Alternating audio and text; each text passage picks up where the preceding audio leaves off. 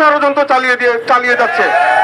আপনি আমাদের সাথে ভারতের বাণিজ্য বৈষম্য দেখেন, আপনি আমাদের নদীর কথা চিন্তা করেন, আমাদের সংস্কৃতির কথা চিন্তা করেন। এমন কোন জায়গা নাই যে জায়গাতে ভারত তার থাবা বসায় নাই।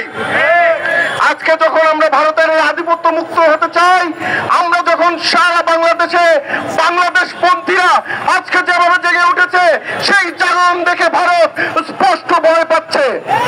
তাই আজকে আমাদের বিরুদ্ধে নানাভাবে ষড়যন্ত্র চালিয়ে যাচ্ছে।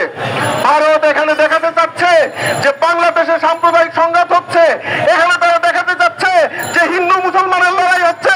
কিন্তু আমরা স্পষ্টত বলতে চাই, বাংলাদেশে কোনো হিন্দু মুসলমানের লড়াই নাই। বাংলাদেশে কোনো হিন্দুকে নিয়ে ভারতের ভাবতে হবে না।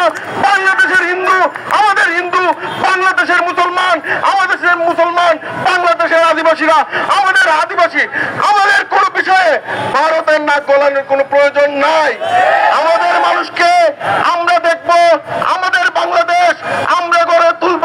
সারা বাংলাদেশে বাংলাদেশপন্থীরা জেগে উঠেছে। সুতরাং আপনারা বহুবার ষড়যন্ত্র করেছেন এবং বারবারই ব্যর্থ হচ্ছেন। আমরা তাদেরকে অনুরোধ জানাই, আপনারা দয়া করে বাংলাদেশের বিরুদ্ধে আর কোন ধরনের ষড়যন্ত্র করবেন না। ভারতের মানুষের সাথে আমাদের কোনো বিরোধ নাই। আমাদের বিরোধ হচ্ছে ওই বিজেপির হিন্দুত্ববাদীদের সাথে, যারা এখানে এই হিন্দুত্ববাদ এবং অখণ্ড ভারতের কথা বলে বাংলাদেশকে তার আবারও তাদের করার রাখতে চায়।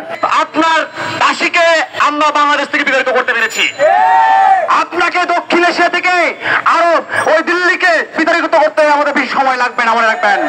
আমরা সকলে ঐক্যবদ্ধ হচ্ছি, আপনারা সবাই আরো ঐক্যবদ্ধ হন। ওই দিল্লিকে আমাদের আঘাত করতে হবে, নাহলে তারা বারবার সাহস পাবে আমাদের উপর আঘাত করে হামলে পড়ার জন্য। সুতরাং দিল্লির শাসনকে আমরা আজকের সমাবেশ থেকে প্রত্যাখ্যান করছি, দিল্লিকে আমরা বয়কট করছি। ওই দিল্লি আমাদেরকে আর যাতে শাসন করতে না পারে, আমাদের যে ন্যায্য হিস্সা, পানির যে হিস্সা, সেটাকে দিল্লিকে দিতে হবে। অন্যথায় দিল্লিকেও আমরা খুব আশা করে দিব।